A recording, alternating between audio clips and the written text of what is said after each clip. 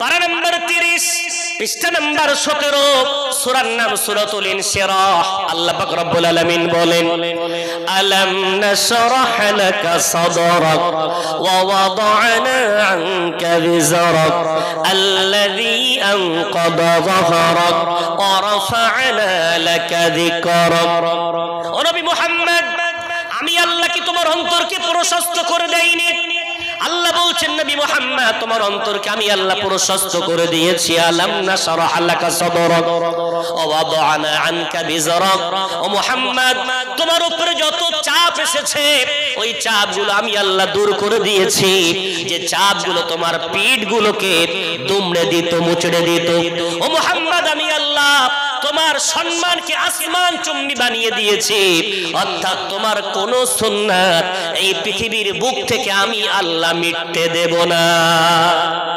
জোরে বলবেন না সুবহানাল্লাহ। কোন সুন্নাত মিটবে না। এখন বিশ্বনবীকে আমিন জোরে বলেছেন, প্রমাণ হ্যাঁ বলেছেন। বিশ্বনবীকে আমিন আসতে বলেছেন, হ্যাঁ প্রমাণ আসতে বলেছেন। বিশ্বনবী হাত কি বুকের উপরে বেঁধেছেন? হ্যাঁ উত্তর বেঁধেছেন। নাভির তলায় বেঁধেছেন? হ্যাঁ বেঁধেছেন। তাহলে বিশ্বনবীর এত আমল, আমি আপনি কামিল না, দুর্বল, আর রাসূল ছিলেন কামিল ব্যক্তি। তাহলে তিনি যত আমল করেছেন আমরা সব করতে পারবো না। তাই 4 ইমাম মিলে ভাগ করে নিয়েছেন। সবাই আহলে সুন্নাতুল জামাতে এবং প্রত্যেকেই জান্নাতি। আবু হানিফা রাহমাতুল্লাহ আলাইহি বলেছেন নাবির তলার হাত বাঁধার সুন্নাতটা আমাকে যারা মানবে তাদেরকে বললাম তোমরা এটা মেনে না, এটা উত্তম, ফরজ বলিনি, এটা উত্তম। ইমাম শাফি বলেছেন এখানে বাঁধো, এটা উত্তম। আহমদ বিন হাম্বল বলেছেন বুকের উপরে বাঁধো, এটা উত্তম। ইমাম মালিক বলেছেন হাত বাঁধতেই হবে না, হাত ছেড়ে রাখো, এটা উত্তম, ফরজ না। তবে যেভাবে করবে আমল তোমার কবুল হবে। তবে নামাজটা পড়ো, নামাজটা বাদ দিয়ে যেন লড়াই করো না। একটু জোরে বলা যাবে? সমাজে হয়েছে কি, 2 ভাই লড়াই করছে, তারাবির নামাজ ক রাকাত রে? বলছে 8 রাকাত। বলছে এই অমুক বলল 20 রাকাত, আমি 20 রাকাতের পক্ষে, আমি 8 রাকাতের পক্ষে, চলো লড়াই হোক। চায়ের দোকানে বসে দুজনের কলার ধরে লড়াই চলছে। একজন 8 রাকাত, কে বক্তা কে দলিল? ওই অমুক বক্তা বাংলাদেশের বিরাট বড় টুপিধারী, এরকম বিরাট জুব্বা পরে বলছিল তারাবির নামাজ 8 রাকাত, বুখারীতে প্রমাণ, মুসলিমে প্রমাণ, সিয়াসিত্তায় প্রমাণ, 8 রাকাতের উপরে তারাবি নেই। আরেকজন বলছে না 20 রাকাত, আল্লামা হুজুর বলে গেছেন, দাদা হুজুর বলে গেছেন, বিরাট লড়াই, অমুক মুফতি সাহেব বলেছেন। এখন দুজনকে ডেকে বলছি বাপ, তারাবির নামাজ 8 কি 20 দুজন লড়াই করছো? তো বলছে হ্যাঁ। বয়স কত? বলছে আমার 25, তোমার 28। তো 28 বছর বয়স, তোমার 25 বছর বয়স।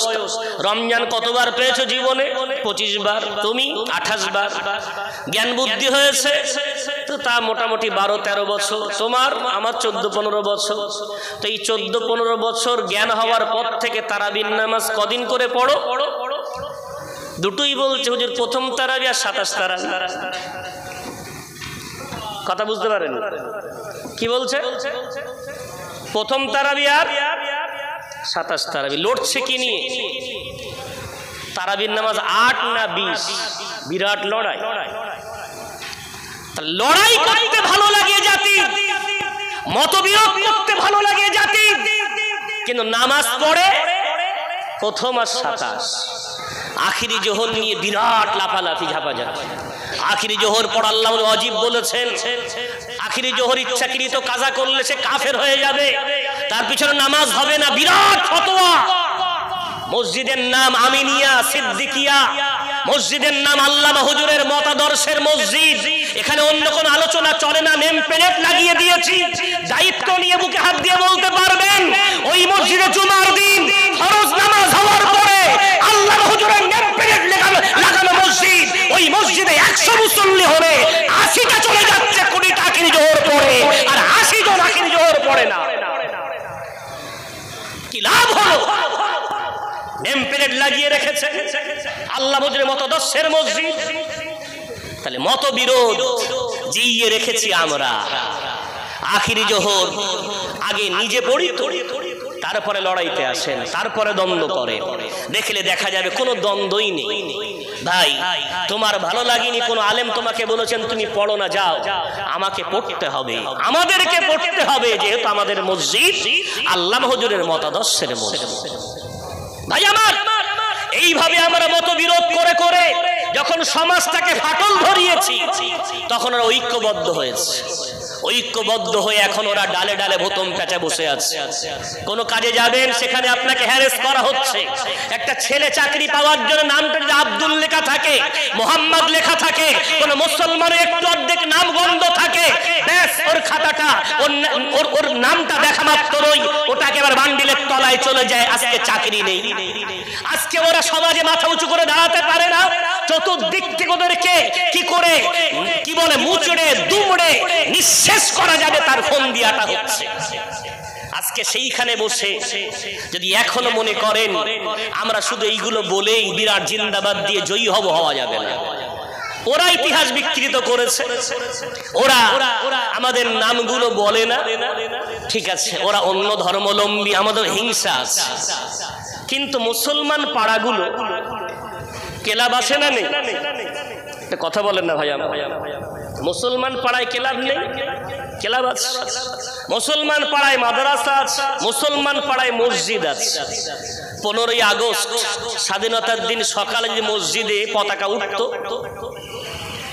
ফজরের নামাজের পরে ইমাম সাহেব যদি মুসল্লিগুলোকে নিয়ে বলতেন, ও মুসল্লিগণেরা বসে যান, অথবা এক জুমা আগে যদি বলে দিতেন মুসল্লিগণেরা আগামী 15ই আগস্ট জুমার নামাজ অথবা যেদিন স্বাধীনতা হবে ওই দিন আমরা কিন্তু আমাদের মসজিদে পতাকা উত্তোলন করব।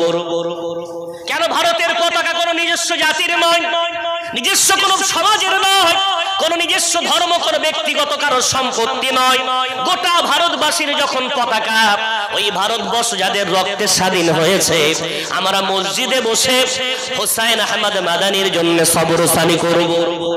আমরা ওই দিন আমাদের মসজিদ থেকে আল্লামা ফজলে হক খায়রাবাদীর জন্য সবরসানি করব, টিপু সুলতানের জন্য আমরা সবরসানি করব, ওই দিনে খান আব্দুল গফফারের জন্য আমরা সবরসানি করব, মাওলানা শওকত সাহেবের জন্য সবরসানি করব, আমরা সৈয়দ কি বলে হুসাইন আহমদ মাদানির জন্য আমরা সবরসানি করব, শহীদ ইসমাইল শহীদের জন্য আমরা সবরসানি করব, শহীদ তিতুমিরের জন্য আমরা সবরসানি করব।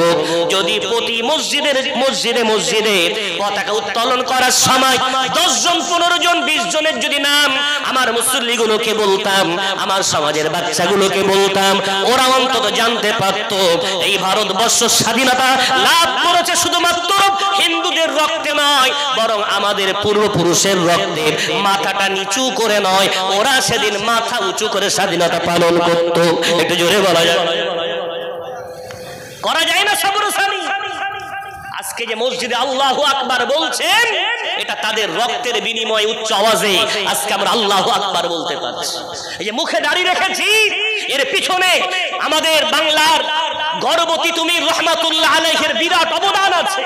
আমাদের কাটিয়াটপুরা জমিদার কৃষ্ণদেব তিতুমির তখন বেঁচে আছে, তিতুমিরের সাথে তার বিরাট লড়াই হয়েছিল। কারণটা কৃষ্ণদেব ঘোষণা দিয়েছিল, এই দাড়ি রাখলে তাকে 50 টাকা কর দিতে হবে। ওই কৃষ্ণদেব ঘোষণা দিয়েছিল যে মুসলমানদের যদি কোনো ছেলের জন্ম নেয়, ওর নামটা মুসলমান রাখলে 100 টাকা কর দিতে হবে। কোন মাটির মসজিদ বানালে 200 টাকা কর দিতে হবে, কোন পাকা মসজিদ বানালে তাকে 500 টাকা কর দিতে হবে। ওই কৃষ্ণদেবের বিরুদ্ধে যুদ্ধের ঘোষণা দিয়েছিলেন তিতুমির রহমাতুল্লাহ আলাইহি। একটু জোরে বলা যাবে? এত তাড়াতাড়ি ভুলে গেলাম। তাদের নামে যদি সবরসানিগুলো করতাম, মুসল্লিগুলো 5টা 10টা আমার পূর্বপুরুষের নাম জানতে পারতেন, আমার ঘরের যুবকগুলো জানতে পারতেন। আমরা তা করিনি। আমরা বলি, ওরা বলে আমাদের কোনো অবদান নেই, তো আমরা বসে আছি। ঠিক এভাবে ক্লাবগুলোর অবস্থা, মুসলমান ক্লাব, মুসলমান পাড়ার ক্লাব, অন্যরা করে না, বাদ দেন, ওরা করলো না। আমার যুবকগুলোর মাথায় কে পেশাব করেছে? ওদের পতাকার গোড়ায়ও নেতাজি সুভাষ চন্দ্র বসুর ছবি আছে, মহাত্মা গান্ধীর ছবি আছে, জওহরলাল নেহরুর ছবি আছে। ভুলক্রমে হয়তো কোথাও আমার আবুল কালাম আজাদের ছবিটা রাখে। আমি ছবি রাখতে বলছি না ভাই, অন্তরে তো অন্তত পতাকা উত্তোলন করার সময় ক্লাবের সেক্রেটারি দাঁড়িয়ে দাঁড়িয়ে বলতে পারতেন এই ব্যক্তিগুলোই শুধু নয়, আমাদের পূর্বপুরুষের একটা বিরাট অবদান আছে, কিন্তু তা করেছে? বরং ওরা ওই দিনে ওদের রঙে রঞ্জিত হয়ে পতাকা তুলছে, বন্দে মাতারাম। কি বলছে? কি বলছে? বন্দে মাতারাম। বলা যাবে তো ভাই? কথা বলেন, একটু বলেন না, বলা যাবে? কেন? বন্দে মানে বন্দনা করা, মাতারাম ও ভারত ভূমি তুমি আমার দেবী, আমি তোমার বন্দনা করি, আমি তোমার অর্চনা করি, আমি তোমার গুণকীর্তন করি, আমি তোমার পূজা করি। এটা বলা যায়? কথা বলেন ভাই। আমি বলেছিলাম আল্লাহর সাথে খিয়ানত, এই যে মুখ দিয়ে বলেছিলাম লা ইলাহা ইল্লাল্লাহ মুহাম্মাদুর রাসূলুল্লাহ সাল্লাল্লাহু আলাইহি ওয়াসাল্লাম, ও আল্লাহ তুমি ছাড়া কোনো মাবুদ নাই, আমি তোমার ইবাদত করি, আমি তোমার অর্চনা করি, আমি তোমার উপাসনা করি। ওই কথাটা মুখ দিয়ে বলার পর ওই মুসলমান কি করে বলতে পারে বন্দে মাতারাম? এই নিয়ে কোর্টে অনেক মোকদ্দমা দায়ের হয়েছে, এই নিয়ে দীর্ঘদিন ধরে ভারতবর্ষের জমিনে অনেক লড়াই চলেছে, কিন্তু সর্বশেষ ফয়সালা কোন ব্যক্তিকে জোরপূর্বক এটা বলানো যাবে না। কেন? ভারতবর্ষ সেকুলার স্টেট, প্রত্যেকের আপন আপন ধর্মের কথা বলা মানার অধিকার ভারতের সংবিধান আমাদেরকে দিয়েছে, জোরে বলা যাবে না? সেই সংবিধানকে আমরা নিজেরাই বুড়ো আঙুল দেখিয়েছি। সংবিধান বাঁচানোর লড়াই করা হচ্ছে, আমরা বুড়ো আঙুল দেখাচ্ছি না। আজ আমি একটা মুসলমান হয়ে পতাকা উত্তোলন অন্য কোনো শব্দ দিতে পারতাম, অনেক কথা বলতে পারতাম, কিন্তু এই কথা আমি বলতে পারি না। বলেন আপনি গিয়ে, বোঝান আপনি ওদের গিয়ে। এর চেয়ে বড় গুনাহ কি আছে? শিরক হলো সবচেয়ে বড় গুনাহ। শিরক সবচেয়ে বড় গুনাহ, আল্লাহর সাথে কাউকে শরীক করা এটা সবচেয়ে বড় অপরাধ। সেই গুনাহে লিপ্ত আমার জাতি। ভাই আমার, তাহলে আমরা যদি মঞ্চ ছেড়ে দিই তাহলে অন্য জাতি আসবে। নিয়ত করেন নবী মুহাম্মদ সাল্লাল্লাহু আলাইহি ওয়াসাল্লামকে আমরা যারা ভালোবাসি, রাসূলের আদর্শ জীবনে বাস্তবায়ন করতে হলে মঞ্চ ছাড়া যাবে না।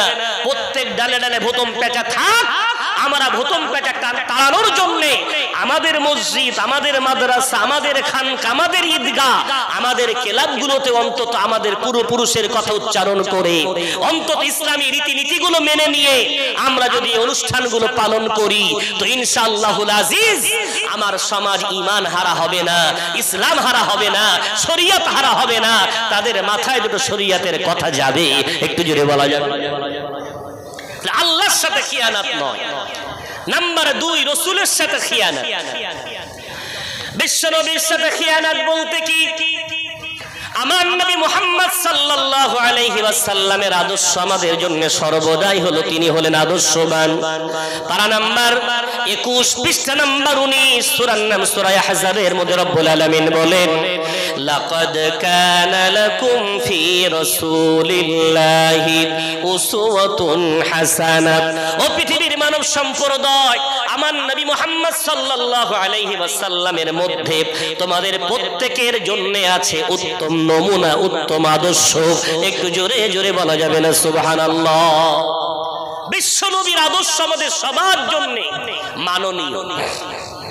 বিশ্বনবীর বুখারীর হাদিস, লা ইউমিনু আহাদুকুম, তোমাদের কেউ মুমিন হতে পারবে না ততক্ষণ পর্যন্ত হাত্তা আকুনা হাব্বা ইলাইহি মিন ওয়ালিদিহি ওয়া ওয়ালাদিহি ওয়ান নাসি আজমাইন, যতক্ষণ না আমি তার কাছে, তার পিতামাতা, তার সন্তান সন্ততি এবং পৃথিবীর সবার চেয়ে তার প্রিয় না হয়ে যাচ্ছে, ততক্ষণ সে কামিল ঈমানদার হতে পারবে না। বুখারীর হাদিস। এই হাদিসের ব্যাখ্যায় আল্লাহ পাক রব্বুল আলামিন কোরআনুল কারীমের আয়াত এই হাদিসের ব্যাখ্যা দেয়, বা কোরআনের ব্যাখ্যায় হাদিস দেয়। ওই 21 পারা 17 পৃষ্ঠা সূরা আহজাবের আয়াত, আন-নাবিয়্যু আওলা বিল মুমিনিনা মিন আনফুসিহিম, নবী মুহাম্মদ সাল্লাল্লাহু আলাইহি ওয়াসাল্লাম হলেন তোমাদের জীবনের চেয়ে বেশি প্রিয় ব্যক্তিত্ব। যদি বলা যাবে ভাই আমার, বাবাজি আমার, ওই নবীকে আমরা আজকে কি জায়গায় রেখেছি, কোন জায়গায় রেখেছি? জীবনের চেয়ে যিনি দামি সেই রাসূলকে আমরা কি চিনতে পারলাম? বিশ্ব নবীর প্রাণ প্রিয় সাহাবা আব্দুল্লাহ ইবনে যায়েদ রাদিয়াল্লাহু তাআলা আনহু, ইহুদিরা তাকে কিরাস করেছে, বন্দী করেছে, মুশরিকদের কাছে তাকে বিক্রয় করে দেয়া হয়েছে। এখন মুশরিকরা যখন যায়েদ রাদিয়াল্লাহু তাআলা আনহুকে ফাঁসির কাস্টে ঝোলাবে, এমন সময় কিছু মুশরিক যায়েদ রাদিয়াল্লাহু তাআলা আনহুকে বলছেন, ও যায়েদ, তোমাকে এক্ষুনি শুলি কাস্টে ঝোলানো হবে। এখন বলো, তুমি যদি এই মুহূর্তে তোমার জায়গা থেকে নিষ্কৃতি পেয়ে যাও, তোমাকে যদি আজাদ করে দেয়া হয়, ছেড়ে দেয়া হয়, আর তোমার জায়গায় মুহাম্মদকে আনা হয় এবং তোমার জায়গায় মুহাম্মদকে শুলি দেয়া হয়, কেমন হয় বলো তো? ওই কঠিন অবস্থাতে দাঁড়িয়ে চিৎকার করে বললেন, কি বললি ওরে বিয়াদব, খবরদার এমন কথা আমার সামনে আর বলবি না। বিশ্বনবী হাবিবুল্লাহ জনাবে মুহাম্মদুর রাসূলুল্লাহ সাল্লাল্লাহু আলাইহি ওয়াসাল্লামের পায়ে একটা কাটা ফুটুক আর আমি বেঁচে থাকবো আর আমার রাসূলের পায়ে কাটা ফুটবে, এতটুকু তো আমি তো বরদাস্ত করতে পারি না।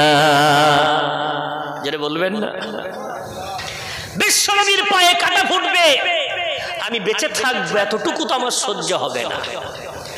বিশ্বনবীকে এত ভালোবাসতেন। খালিদ বিন ওয়ালিদ রাদিয়াল্লাহু তাআলা আনহু যুদ্ধের ময়দানে যুদ্ধ করছেন তুমুল বেগে, হঠাৎ করে মাথার পাগড়িটা পড়ে গেল। খালিদ বিন ওয়ালিদ 70 তলোয়ারের সামনে পরোয়া করলেন না, এই পাগড়ি তুলতে গেলে ওই তলোয়ার আমার গর্দানে লাগতে পারে, কোনো পরোয়া নাই। তলোয়ার চালানো বন্ধ করে দিয়ে ঘোড়া থেকে নিচে লাফ দিয়ে পড়লেন। তলোয়ার চলছে বাতিলের, কোনো পরোয়া না করে তাড়াতাড়ি করে পাগড়িটা তুলে নিজের চোখে মুখে লাগিয়ে চুমা দেন। বাতিল শক্তির সামনে তলোয়ার নিয়ে দাঁড়িয়ে গর্দানের কাছে নিয়ে তলোয়ার ঢুকে দিয়েছি। ওরে খালিদ, আমি মনে করলে তোমাকে গর্দান উড়িয়ে দিতে পারতাম, কিন্তু যেহেতু তুমি নিচে ঝাঁপ মেরে পড়েছো, তুমি তলোয়ার বন্ধ করেছো, তাই বন্ধ করে নিলাম। তবে একটু বলবে ও খালিদ, তুমুল বেগে যুদ্ধ করতে করতে পাগড়িটা পড়ে গেল বলে জীবনের পরোয়া না করে পাগড়ি তোলার জন্য কেন দৌড়ে গেলে? খালিদ বিন ওয়ালিদ বলছো, আমার ভাই, তুমি জানো না আমার জীবনের চেয়ে পাগড়ির মূল্য অনেক বেশি। কি ব্যাপার একটু বলবে? কাপড়ের তো পাগড়ি। খালিদ বিন ওয়ালিদ বলছে, না কাপড় বলো না, এই পাগড়ির মধ্যে বিশ্বনবী তার চুল মোবারক যখন বন্টন করেছিলেন সাহাবাদের মাঝে, আমি একটা চুলের টুকরা নিয়ে আমার পাগড়ির মধ্যে বেঁধে রেখেছিলাম। আমি যখন যুদ্ধে যাই, বিশ্বনবীর সেই চুলটা আমার মাথার উপরে থাকে, আমি কোনোদিন ওটাকে নিচে নামাই না, আমার মাথায় রাখা ওটা আমার আদবের মধ্যে পড়ে। ওই জন্য আমি চাইনি আমি যুদ্ধ করতে করতে আমার পাগড়ি যেই পড়ে গেল, আমার ঘোড়া যদি পা দিয়ে চটকায় আর আমি তার উপরে যুদ্ধ করে রাসূলের সাথে বিয়াদবি হয়ে যাবে।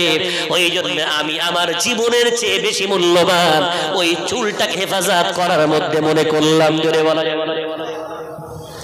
বিশ্বনবীর একটা চুলের তৌহিন হবে, বরদাস্ত করা যাবে না। বিশ্বনবী রাসূল কারীম সাল্লাল্লাহু আলাইহি ওয়াসাল্লাম সম্বন্ধে আপনারা তো বারবার শুনেছেন, বিশ্বনবীর ইন্তেকাল হচ্ছে। ইন্তেকাল হওয়ার পর ওমরে ফারুক রাদিয়াল্লাহু তাআলা পাগল মতো হয়ে গেছে, হাতে উলঙ্গ তলোয়ার নিয়ে মসজিদের বারান্দায় দৌড়াচ্ছেন আর বলছেন, কেউ যদি বলে মুহাম্মদ চলে গেছে, তার গর্দান হবে আমার তলোয়ারের তলায়। খুব জোরে বারান্দায় দৌড়াচ্ছেন আর এই চিৎকার করছেন। আবু বকর সিদ্দিক রাদিয়াল্লাহু তাআলা আনহু মদিনা থেকে একটু দূরে একটা জায়গায় তিনি ছিলেন, খবর পেয়ে তিনি এলেন, এসে দেখছেন ওমর পাগলের মতোই সব করছে। আবু বকর সিদ্দিক আস্তে আস্তে রাসূলের ঘরে, নিজের বেটি আয়েশার ঘরে রাদিয়াল্লাহু তাআলা আনহার ঘরে প্রবেশ করলেন। বিশ্বনবীর কপালে চুমা দিলেন, দিয়ে চোখ দিয়ে পানি ঝেড়ে ঝেড়ে কাঁদলেন আর বললেন, বন্ধু আমার, এই মৃত্যুই তোমার শেষ মৃত্যু, আর তোমার কোনো মৃত্যু হবে না, এটাই তোমার শেষ। কেন? প্রত্যেকটা জীব তার একদিন মৃত্যুর স্বাদ গ্রহণ করতে হবে। বন্ধু আমার, তোমার এই জীবনটাই দুনিয়া থেকে চলে গেছে, এরপরে আর কোনো মৃত্যু নাই। এই বলে বিশ্বনবীর কপালে চুমা দিয়ে চোখ ভরা পানি নিয়ে মুখটা আবার ঢেকে দিয়ে বাইরে এসেছে। এসে আবু বকর সিদ্দিক রাদিয়াল্লাহু তাআলা আনহু, ওমর রাদিয়াল্লাহু তাআলা আনহুর সামনে দাঁড়িয়ে চিৎকার করে বলছেন, মান কানা ইয়াবুদুল্লাহ, যারা যারা আল্লাহর ইবাদত করত তারা যেন শুনে রাখে, ইন্নাল্লাহ হাইয়ুল লা ইয়ামুত, আল্লাহ হলেন চিরঞ্জীব, তার কখনো মৃত্যু আসবে না। এবং যারা যারা মান কানা ইয়াবুদু মুহাম্মাদান ফাইন্নাহু কদ মাত, আর যারা যারা মুহাম্মদকে ইবাদত করত তারা যেন জেনে রাখে মুহাম্মদ এই মুহূর্তে সাল্লাল্লাহু আলাইহি ওয়াসাল্লাম দুনিয়া থেকে চলে গেছেন। যারা মুহাম্মাদের ইবাদত করত তারা যেন মনে করে তাদের রব দুনিয়া থেকে চলে গেছে। নাউজুবিল্লাহ। রাসূলকে কে ইবাদত করতো না, ইবাদত করতো কার? আল্লাহ। রাস্তা ছিল বিশ্ব নবী। এই কথা বলার পরে কোরআন আয়াত তেলাওয়াত করলেন, ওয়া মা মুহাম্মাদুন ইল্লা রাসূল কদ খালাত মিন ক্বাবলিহির রাসূল, মুহাম্মদ সাল্লাল্লাহু আলাইহি ওয়াসাল্লাম আল্লাহর রাসূল ছিলেন এবং যত রাসূল এসেছেন সবাই এক এক করে চলে গেছেন। আমার রাসূল, আমাদের রাসূল, তিনিও চলে গেছেন। তাই বুখারীর হাদিস, আমার রাসূল চলে যাওয়ার পর কবরের মধ্যে তিনি বাহায়াত জীবিত আছেন। জোরে বলা যাবে না? জোরে বলবেন না? আমার রাসূল কবরে কি আছে? বাহায়া, জীবিত আছেন। আল্লাহ তাকে জীবন দিয়ে রেখেছেন। বুখারীর হাদিস, বিশ্বনবী বলছেন সাহাবাদেরকে, তোমরা জানো আমি যদি এই মুহূর্তে বাইতুল মুকাদ্দাসের কাছে থাকতাম, মুসা আলাইহিস সালাতু ওয়াস সালাম তিনি যে কবরে কি অবস্থায় আছেন আমি তোমাদেরকে দেখিয়ে দিতাম। যদি বলা যাবে না? মেরাজের রাতে রাসূল বললেন মুসা তার কবরের মধ্যে নামাজরত অবস্থায় আছেন। যদি বলেন না সুবহানাল্লাহ।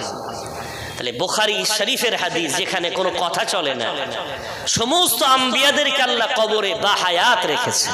যদি বলবেন, ওই জন্যে আমরা দরুদ পড়লে সরাসরি যদি কেউ মদিনায় দাঁড়িয়ে দরুদ পাঠ করে, সালাম পাঠ করে, আমার রাসূল সরাসরি সে আওয়াজ শুনতে পান। মদিনা রাসূলের রওজার আতাহারের উপরে লেখা আছে, আল্লাহ আপনাদের প্রত্যেককে বারবার যাওয়ার তৌফিক দেয়। সোনালী অক্ষর দিয়ে লেখা, ইয়া আইয়ুহাল্লাযীনা আমানু লা তারফাউ আসওয়াতাকুম ফাওকা সাওতিন নবী, ও ঈমানদারেরা খবরদার কেউ যেন উচ্চ আওয়াজে কথা বলো না। কেন আমার রাসূল ধরার বুকে যেমন তোমাদের আওয়াজ শুনতে পেতেন, কবরের মধ্যে শুয়ে শুয়েও তোমাদের আওয়াজ তেমন শুনতে পাচ্ছে। ওই জন্য বিশ্বনবীর রওজার সামনে দিয়ে যখন মানুষ জিয়ারত করে, কেউ চিৎকার করে, কেউ চিল্লাচিল্লি করে না, কত আবেগ নিয়ে যায়। জীবনে একবার গিয়েছে মাত্র, কত আবেগ, কত উদ্দীপনা, কত মনে আশা আকাঙ্ক্ষা থাকে, জবান বন্ধ, চোখ দিয়ে পানি পড়ছে, জিয়ারত করছে আস্তে আস্তে। কেন? রাসূল কারীম ওখানে শুনতে পায়। আর দূর ভারত থেকে, দূর এলাকা থেকে যদি কেউ দরুদ সালাম পাঠ করে, রাসূল কারীমের হাদিস, ওই দরুদ এবং সালামের নজরানা ফারিস্তা মারফাত বিশ্বনবীর রওজায় পৌঁছে দেওয়া হয়। যেটা বলবেন ভাই আমার, বাবাজি আমার, ওই নবী মুহাম্মদ সাল্লাল্লাহু আলাইহি ওয়াসাল্লামের জীবনটা সাহাবাদের কাছে কত দামি ছিল দেখেন।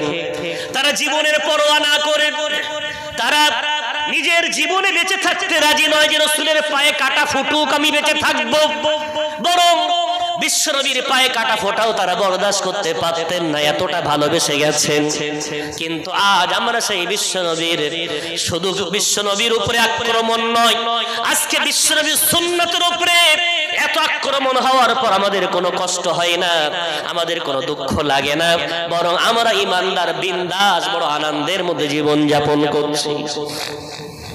রাসূলের সুন্নাত চোখের সামনে কি করে বিলীন হচ্ছে দেখেন।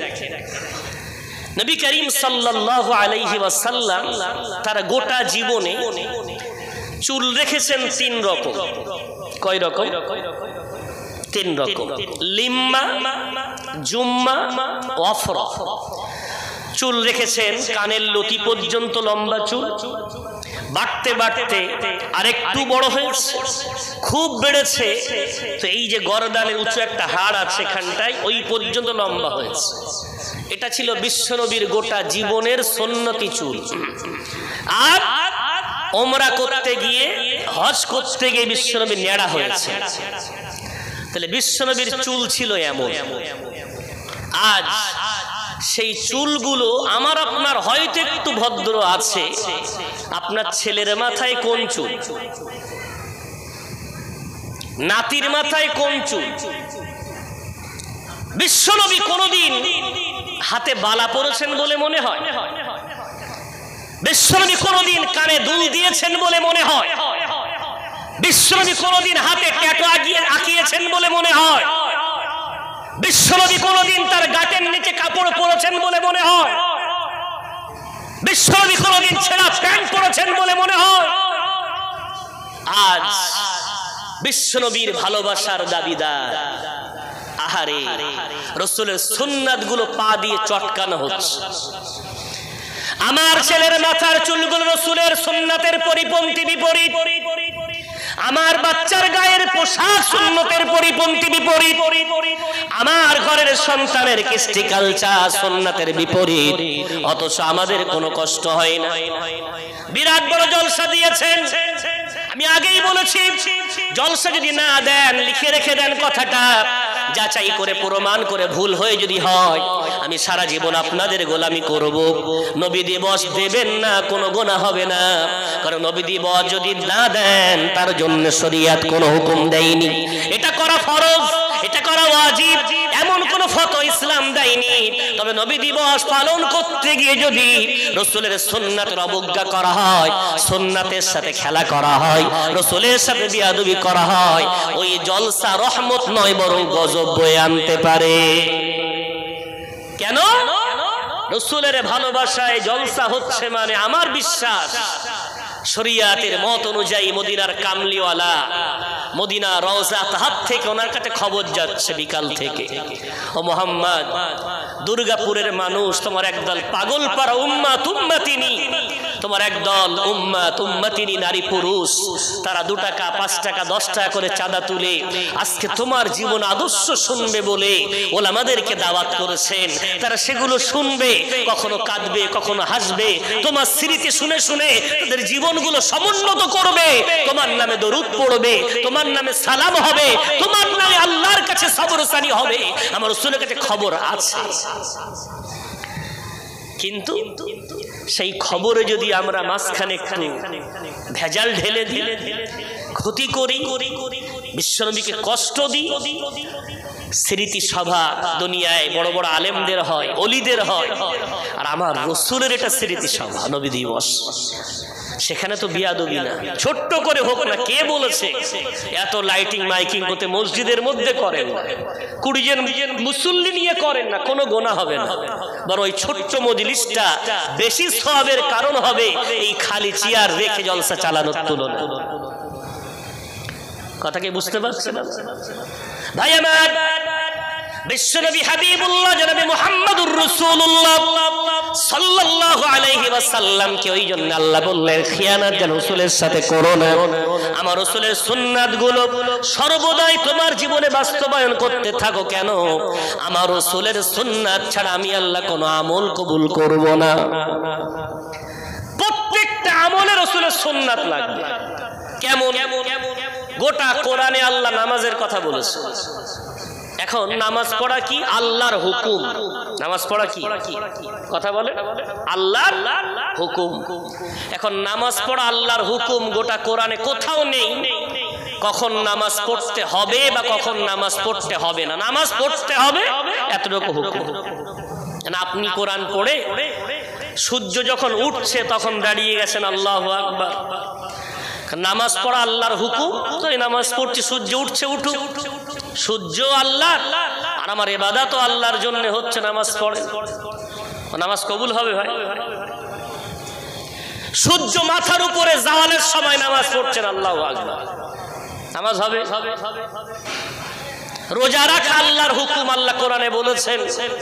তো সুফি সাহেব মানুষ সারা বছর রোজা করবে নিয়ত করে ফেলেছে, ঈদের দিন রোজা রেখেছে, সব হবে না কেন? আল্লাহর হুকুম মানলেই সব হয় না, বরং আল্লাহর হুকুম যদি রাসূলের সুন্নাত মোতাবেক না হয় আমার আল্লাহ আল্লাহর হুকুমটাকেও কবুল করবেন না কেন? আল্লাহ এই জন্য বলেছেন পারা নম্বর 28 পৃষ্ঠা নম্বর 5 সূরার নাম সূরা হাসর, ওয়ামা আতাকুমুর রাসূলু ফাখুযুহু ওয়ামা নাহাকুম আনহু ফান্তাহু। ও পৃথিবীর মুমিন মুসলমান, আমার রাসূল তোমাদেরকে যেভাবে শিক্ষা দিয়ে গেছেন ওইভাবেই তোমরা আমল করবে, আর আমার রাসূল যেগুলো তোমাদেরকে নিষেধ করে গেছেন ওগুলো বর্জন করে দেবে। কেন? আমি আল্লাহ আমার বিধানটা রাসূলের তরিকা ছাড়া কোনোদিন কবুল করব না। ওই জন্য নামাজ পড়লেই কবুল হবে না, বরং তাতে লাগবে রাসূলের সুন্নাত তরিকা। জোরে বলা যাবে না একটু সুবহানাল্লাহ? তাহলে আপনি কি মনে করছেন দাড়ি রাখলেই সব হবে? দাড়ি রাখতে গেলে রাসূলের সুন্নাত মোতাবিক রাখতে হবে। যুবকদের মুখে এখন দাড়ি নেই, দাড়ি তো রেখেছে, কত রকমের ওতে যে স্টাইল দেওয়া, কোথাও হতম পেঁচা মতন ঝুলানো, কোথাও এখানে বিট মেরেছে, দুটো বিট উল্টো করে মেরেছে, আবার কালার করেছে, কত রকমের স্টাইলের দাড়ি। দাড়ি রাখলেই কি মনে করছেন রাসূলের সুন্নাত আদায়? দাড়ি রাখতে গেলে রাসূল যেভাবে রেখেছেন সেভাবেই রাখলে সব হবে। যদি বলা যায় টুপি পরলেই সব হয়ে যাবে না, বিশ্বনবী যেভাবে টুপি পরতে বলেছেন, রাসূল কারীম সাল্লাল্লাহু আলাইহি ওয়াসাল্লাম টুপি পরতেন, টুপি পরতে হবে। জামা পরলেই সব হয়ে যাবে, রাসূল যেভাবে জামা পরতেন গাঁটের উপর পর্যন্ত থাকা লাগবে, গাঁটের নিচে নয়। সৌদি আরব থেকে ঘুরে এসে ওখানকার বড় বড় জুব্বাধারী ওদের পায়ের গাঁটের নিচে সব জামা, ও দেখে এসে বাড়ি এসে পড়া শুরু করেছে, বলছে আমি দেখেছি ওখানে পড়ে। আচ্ছা, ওরা তো শরিয়াত না, শরিয়াত বিশ্বনবীর হাদিস। ওখানে গিয়ে চেয়ারে নামাজ পড়া দেখে এসেছে, বাড়ি এসে মসজিদে চেয়ার লাগিয়ে সব চতুর্দিকে। আমি অনেকদিন পর একটা ভালো মসজিদ পেলাম, আলহামদুলিল্লাহ।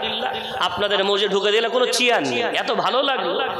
বহুদিন পর একটা মসজিদ পেলাম যে সেখানে কোনো চেয়ার নেই।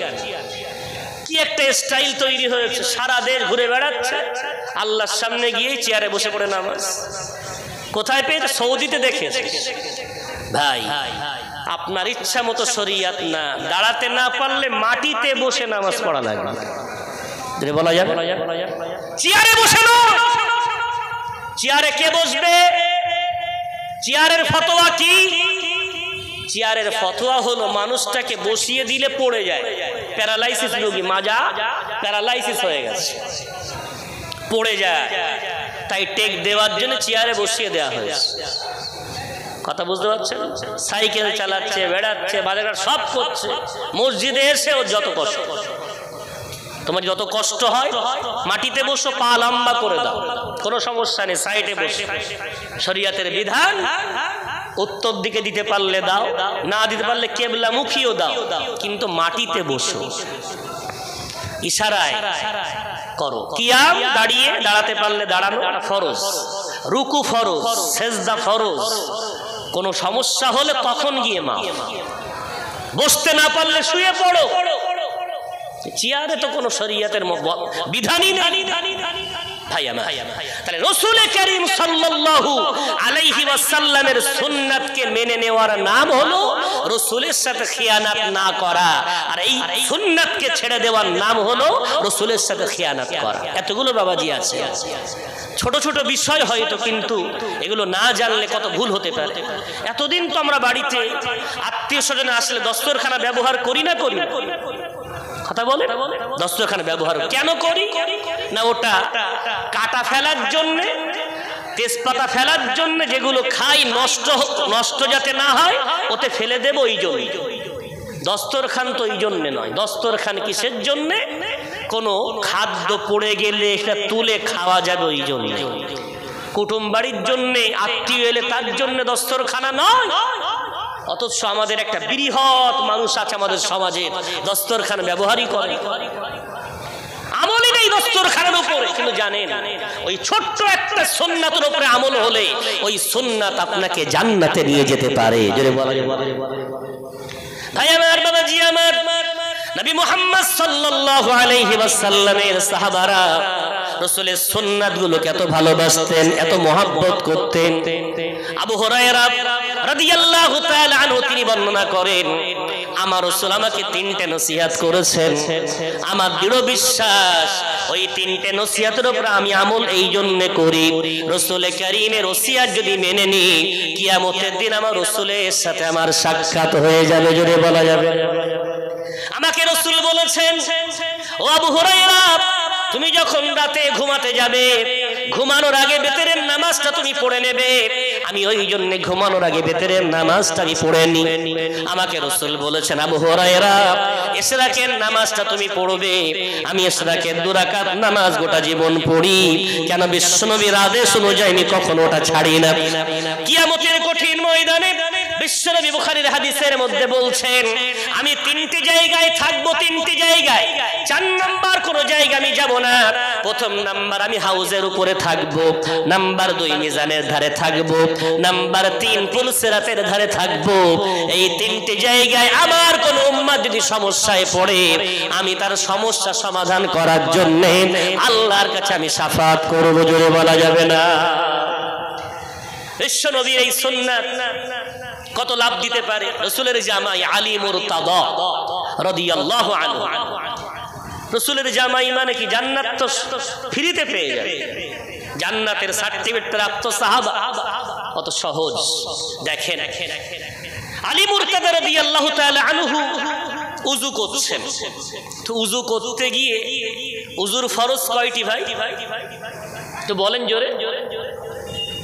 ভয় করছেন মনে হয়, তো বলেন না, জানা দরকার। কয়টি? 4টি। মাশাআল্লাহ। উযুর ফরজ 4টি। নম্বর 1 মুখমণ্ডল পরিপূর্ণ ধৌত করা, নাম্বার 2 কোনই পর্যন্ত হাত ধৌত করা, নাম্বার 3 4 ভাগের 1 ভাগ মাথা মাসাহ করা, আর নম্বর 4 পায়ের গিট পর্যন্ত ধৌত করা। এই 4টি হলো উযুর ফরজ। এখন কোনই পর্যন্ত হাত না ধুয়ে আলী মুরতাদা হাত ধুচ্ছেন বগল পর্যন্ত। কোন সাহাবা প্রশ্ন করছেন, আলী, রাসূলের সুন্নাত তো কোনই পর্যন্ত, তুমি এত দূর কেন ধো? আলী মুরতাদা বলছেন, ভাই, বিশ্বনবীর বুখারীর হাদিস, আল্লাহর কাছে সবচেয়ে প্রিয় উযু হলো ওই উযু যে উযুটা বান্দা মুকাম্মাল আসবিগুল উযু। রাসূল বলেছেন কামিল পরিপূর্ণ উযু করো। এখন বিশ্বনবী পরিপূর্ণ উযু করতে বলেছেন, আমি কোনই পর্যন্ত ধুই, আমি এই পর্যন্ত এই জন্য ধুচ্ছি। আমার মনে হলো রাসূল কারীমের এই হাদিস অনুযায়ী কিয়ামতের দিন রাসূল বলেছেন উযুর অঙ্গগুলো পূর্ণিমার চাঁদের মতো চমকাবে। যারাই উযু করে তাদের সবার চমকাবে, আমি আলী আমারও চমকাবে। কিন্তু বিশ্বনবী কিয়ামতের দিন শাফাতের কান্ডারি হবেন।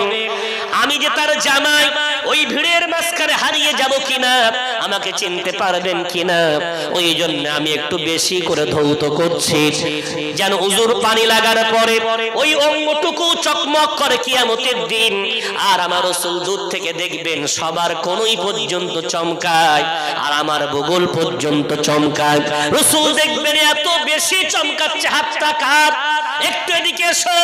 আমার রাসূল যদি আমাকে চিনতে পেরে যান, আমাকে ডাক দেন আর আমার জন্য শাফাত করেন, আমি আলী সেদিন সফল কাম হয়ে যাব। জোরে জোরে বলা যাবে না। দেখেছেন রাসূলের সুন্নাতের প্রতি রাসূলের মুহাব্বত এত বেশি তাদের অন্তরে। জান্নাতের সার্টিফিকেট প্রাপ্ত সাহাবা, তারপরও তাদের অবস্থা এই। আবু হুরায়রা রাদিয়াল্লাহু তাআলা আনহু, তিনি বাহরাইনের গভর্নর, বাহরাইনের মুখ্যমন্ত্রী হয়েছে। এখন দিনের বেলা মুখ্যমন্ত্রীর যে কাজ, রাজদরবারের সমস্ত কাজকর্ম সব সেরে মাগরিবের পরে পিঠে বোঝা নিয়ে কাঠ বিক্রি করতে যাচ্ছে। মুখ্যমন্ত্রী যদি কাঠ বিক্রি করতে যায় তাহলে প্রজা দেখলে তো স্বাভাবিক, কি ব্যাপার আবু হুরায়রা, আপনি রাজদরবার থেকে বাইরে বেরিয়ে এভাবে কাঠ বিক্রি করতে যাচ্ছেন কেন? আবু হুরায়রা উত্তর শোনেন। আবু হুরায়রা বলছেন, ভাই আমার, আমি তো মুখ্যমন্ত্রী হওয়ার যোগ্য ছিলাম না, আমার নফস বড় দুষ্টু, আমার মাথা বড় দুষ্টু প্রকৃতির, আমি সন্ধ্যার পরে পিঠে কাঠ বোঝাই করে এই জন্য বাজারে বিক্রয় করতে যাচ্ছি। আমি আমার মনকে বলতে চাই, ওরে মন, আসলে তোর অবস্থা ছিল পিঠে কাঠ বোঝাই করে বাজারে বিক্রি করা, কিন্তু শুধুমাত্র বিশ্বনবীকে পেয়েছিলি বলে, রাসূলের সুন্নাত মেনেছিলি বলে, রাসূলের আদর্শবান হয়েছিলি বলে আজকে তুই মুখ্যমন্ত্রী হতে পারলি। আমার মনকে বুঝিয়ে দিচ্ছি, আসলে আমি মুখ্যমন্ত্রী হওয়ার যোগ্য ছিলাম না, আমার কাজ ছিল কাঠ বিক্রি করা, রাসূলের সুন্নাতের কারণে মুখ্যমন্ত্রী। ওটা আমার মনকে একটু বুঝিয়ে দিতে চাইলাম, জোরে বলা যাবে না? ভাই আমার, তারা জান্নাতের সার্টিফিকেট প্রাপ্ত হওয়ার পরেও তাদের অবস্থা ছিল এত সুন্দর, তারা এভাবে রাসূলকে ভালোবাসা দেখিয়েছেন। তাহলে রাসূলের সাথে খিয়ানাত করা যাবে না। ওয়াতাখুনু আমানাতিকুম, এবং তোমরা তোমাদের সাথে অন্তত খিয়ানাত করো না। আবুল হাসান নাদভী রাহমাতুল্লাহ আলাইহি একটা বই আছে আবৃত্তি বলে, ওনার ওই বইতে অনেক কবিতা আছে, তার মধ্যে একটা কবিতা উনি লিখেছেন, আমি তো তোমাকে অনেকবার আহ্বান করি ভালো পথে আসা, তুমি যদি ভালো পথে না আসো, আপনি मन में डूब कर पा जा सुरागे जिंदगी, अगर तू मेरा नहीं मानता, मेरा नहीं बनता, ना बन अपना तो बन। ঠিক আছে, তুমি যদি আমার না হও তো না হও, নিজেরটা তো অন্তত রক্ষা করো, নিজে তো অন্তত সঠিক হয়ে যাও। আজ আমরা আমাদের সাথে খিয়ানাত করছি, এটা মারাত্মক একটা ব্যাধি, মারাত্মক একটা আমার সমাজের রোগ। আমি কতটুকু আলোকপাত করতে পারবো বুঝতে পারছি না, তবে একটু চেষ্টা করছি। চলে আমার সাথে আমি কি খিয়ানাত করছি এটা বোঝার জন্য আমাকে আপনাকে আপনার জীবনটাকে সামনে রেখে এগিয়ে যেতে হবে। আলহামদুলিল্লাহ, মাথায় টুপি দিতে শিখেছি, মুখে দাড়ি রাখতে শিখেছি, ইসলামী একটা লেবাস পোশাক পরার মতো আল্লাহ আমাকে তৌফিক দিয়েছেন, সব আল্লাহর তৌফিক, যদি বলেন আলহামদুলিল্লাহ। এখন এই মাথায় টুপি দেওয়ার হক কি আমি আদায় করতে পারছি? মুখে দাড়ি রাখার হক কি আদায় করতে পারছি? গায়ে ইসলামী পোশাক পরার হক কি আদায় করতে পারছি? এটা বোঝার জন্য একটুখানি হয়তো কষ্ট হতে পারে। আমি কাউকে ব্যথা দেওয়ার নিয়তে নয়, আমি আমাকে সেই সাথে আমার বাবাজি ভাই বাবাজিরা বসে আছেন একটু সংশোধনের নিয়তে দুটো কথা বলছি। ধরে নেন এই জামে মসজিদ ইমাম সাহেব আছেন, 5 ওয়াক্ত নামাজ পড়ান। এখন ধরে নেন ইমাম সাহেব কোনোদিন আসেনি, আপনি কি ইমাম সাহেবের জায়গায় দাঁড়িয়ে নামাজটা পড়িয়ে দিতে পারবেন? কতদিন নামাজ পড়ছেন? হুজুর আমি তো 20 বছর, আমি 30 বছর, আপনি 40 বছর। আলহামদুলিল্লাহ, যাক নামাজ পড়ছেন তো নামাজটা পড়িয়ে দেন না। ইমাম সাহেব আসেন না, বাবাজি আমি ওখানে দাঁড়াতে পারবো না। কি ব্যাপার? ব্যাপারটা কি? এত আতঙ্ক কেন, মনে ভয় কেন, আশঙ্কা কেন? মূলত কারণ দাল মে কুছ কালা হ্যায়। কি আছে? কোন সমস্যা আছে। সমস্যাটা কি? হুজুর নামাজ দীর্ঘদিন পড়ি, এখনো ছানাটা ভালো করে পড়তে পারি না। নামাজ বহুদিন পড়ি হুজুর, সূরা ফাতিহাটা এখনো সহি করে পড়তে শিখিনি। হুজুর নামাজ সুন্দর করে কয়েক বছর নামাজ পড়ি বটে, নামাজের দোয়া দরুদ গুলো এখনো সহি করতে পারি না। বাবাজি আমার, আমি হাত ধরে নয় পায়ে ধরে বলবো, দাড়িগুলো পেকে গেছে, লজ্জা দেওয়াটা শরীয়তে কঠিন ভাবে নিষেধ, কিন্তু আমার একটা দুর্বলতা বলেন, আমি একটু মানুষের মিশে থাকতে ভালোবাসি। আমাদের 6-7 মাস জলসার বিরাট চাপ থাকে, আর এই 2-2.5 মাস 3 মাস বর্ষার সময় একটু মাহফিলের চাপ কম থাকে। তো কি করি জানেন? আমার গ্রামে, আমার মাদ্রাসার আশেপাশে যারা সাধারণ মানুষ, তাদেরকে একটু ইসলাম শেখানো। জলসায় তো 2 ঘন্টার বিরাট কিছু বলা যায় না, কি করে তাদেরকে দিন শেখানো যায় এই নিয়েতে আমার ওখানে কয়েকটা সিস্টেম চলে। তার মধ্যে একটা হলো এসো 30 দিনে কোরআন শিখি। কি বললাম? এসো 30 দিনে কোরআন শিখি। তো আলহামদুলিল্লাহ ওই ব্যাচটা আমি প্রতি বছর আলহামদুলিল্লাহ যতদিন শিখিয়েছেন করাচ্ছেন, করিয়ে প্রায় 500-এর মতো নারী পুরুষ সাধারণ মানুষ কোরআন শিখেছে আলহামদুলিল্লাহ। কোন বছর 80 জন, কোন বছর 120 জন, কোন বছর 150 জন। এবছর যেমন 150-এর অধিক, 130 জন শুধু মহিলা আছে, আলহামদুলিল্লাহ। তো সেভাবে আল্লাহ শুকর, এদের মাঝখানে এই কোরআন শেখা দিকে আমি জিজ্ঞাসা করি একটু কালিমাটা বলেন দিন। তো বাবাজি দাঁড়িয়ে বলছে, এক চাচিমা দাঁড়িয়ে বলছে, গত পরশুদিন দাঁড়িয়ে বলছে লা ইলাহা মুহাম্মাদুর রাসূলুল্লাহ। কি বলছে? লা ইলাহা মুহাম্মাদুর রাসূলুল্লাহ। ইল্লাল্লাহটা বলতে পারছে। আর একজন বলল লা ইলাহা ইল্লাল্লাহ, লা ইলাহা ইল্লাল্লাহ। এই অবস্থা। তো আমি জিজ্ঞাসা করলাম এইটাই কালিমা? তো এটাই তো পড়ি। এখন মেম্বারে দাঁড়িয়ে বক্তব্য দেওয়া তো সহজ, জলসায় বসে বিরাট কিস্সা কাহানি শোনানো তো সহজ। আমার একটা বাবাজি যদি এই কালিমাটা না পড়ার জন্য দুনিয়া থেকে এই অবস্থায় চলে যায়, তার জন্য দায়ী কিন্তু আমাদের মতো একদল বক্তা, আমাদের মতো একদল ইমাম, আমাদের মতো একদল আলেম। কেন আমরা বিরাট বক্তব্য দিলাম আমার জাতিকে কালিমা শেখাই না। কালিমা খানি করতে বলেছি, কালিমা খানি হলে আম্মা আব্বার কবরে সবরসানি করা হবে, একদম জায়েজ। সবরসানির চেয়ে বড় উদ্দেশ্য আমার পকেটটা ভরে যাবে। কালিমা খানি হলে বাড়িওয়ালা আমাকে 500 টাকা 1000 টাকা সবরসানিতে দেবে। কালিমা খানির বিরাট ফজিলাত বলেছি, কিন্তু কালিমা খানি করার জন্য কালিমা কি করে পড়তে হয় আমার সমাজকে আমরা কিন্তু সেই কালিমা শেখাইনি। কালিমা পড়ছে লা ইলাহা ইল্লাল্লাহ মুহাম্মাদুর রাসূলুল্লাহ, লা ইলাহা ইল্লাল্লাহ মুহাম্মাদুর রাসূলুল্লাহ। ভাই আমার, এই কালিমার প্রথম অক্ষর ছিল লা। টান দিলে মানে হয় নেই। লা ইলাহা ইল্লাল্লাহু মুহাম্মাদুর রাসূলুল্লাহ সাল্লাল্লাহু আলাইহি ওয়াসাল্লাম। পড়েন লা ইলাহা ইল্লাল্লাহু মুহাম্মাদুর রাসূলুল্লাহ সাল্লাল্লাহু আলাইহি ওয়াসাল্লাম। লা মানে নেই, ইলাহা মানে কোন মাবুদ, ইল্লাল্লাহ মানে আল্লাহ ছাড়া, মুহাম্মাদুর রাসূলুল্লাহ মুহাম্মদ সাল্লাল্লাহু আলাইহি ওয়াসাল্লাম আল্লাহর রাসূল, অর্থাৎ ইবাদত করব আল্লাহর তরিকা হবে আমার নবীর। জোরে বলা যাবে না। দুঃখ কালিমা পড়তে পারে না, অথচ কলমা খানি।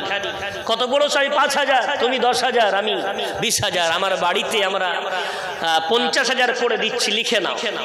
রাসূলের হাদিস, একবার যদি কালিমা কালিমার মতো হয়, ওই একটা কালিমা আপনার জীবনের সব আমলের চেয়ে ওই কালিমাই তৈয়বা পড়াটা আপনার জীবনের সবচেয়ে শ্রেষ্ঠ আমল হতে পারে। যদি বলা যায়, এত কালিমা পড়লেন তাসবিহ যাই স্পিরিট। লা যদি টান না হয় কি মানে হবে জানেন? লা ইলাহা ইল্লাল্লাহ কেউ যদি বলে মানে হবে লা মানে অবশ্যই আছে, ইল্লাল্লাহ মানে আল্লাহ ছাড়া, আল্লাহ ছাড়া মাবুদ আছে। এই কথা যেই বলা হবে বান্দা হয়ে যাবে কাফের। 5000 কালিমা পড়তে হবে না 5 বার পড়েন, 10,000 পড়তে হবে না 10 বার পড়েন, কিন্তু সহি করে পড়েন লা ইলাহা ইল্লাল্লাহু মুহাম্মাদুর রাসূলুল্লাহ সাল্লাল্লাহু আলাইহি ওয়াসাল্লাম। চোখ দিয়ে পানি গড়িয়ে পড়ুক, গায়ের লোম খাড়া দিয়ে উঠুক, কালিমা পড়ার পরে অন্তরে ভক্তি তৈরি হোক।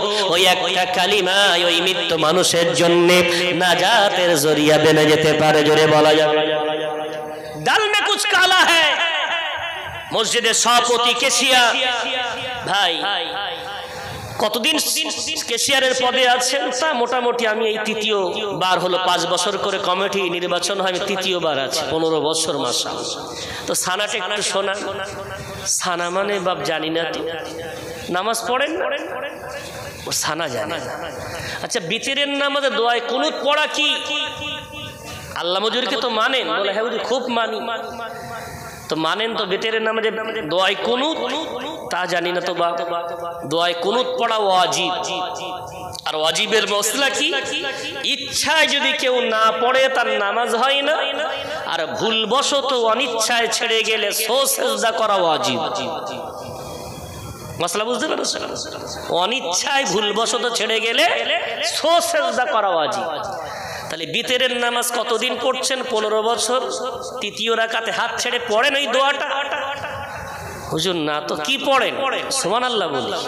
কেউ বলে সূরা ইখলাস 3 বার পড়েন। হ্যাঁ, নামাজ নতুন শুরু করলে এমার্জেন্সি অবস্থা আছে। স্বাভাবিকভাবে একটা মানুষ যখন নিঃশ্বাস নেয় তখন তাকে অক্সিজেন দেওয়া হয় না। শ্বাসকষ্ট হলে এমার্জেন্সি কি দেওয়া হয়? অক্সিজেন দেওয়া হয়। কেন? মানুষটা শ্বাস নিতে কষ্ট হচ্ছে, অক্সিজেন। তো নতুন নামাজ ধরেছে, এখন দোয়া দরুদ কিচ্ছু জানে না, তো এখন যতদিন না জানে ততদিন অন্তত একটু সুবহানাল্লাহ আলহামদুলিল্লাহ যা জানে তাই দিয়ে নামাজটা পড়ুক।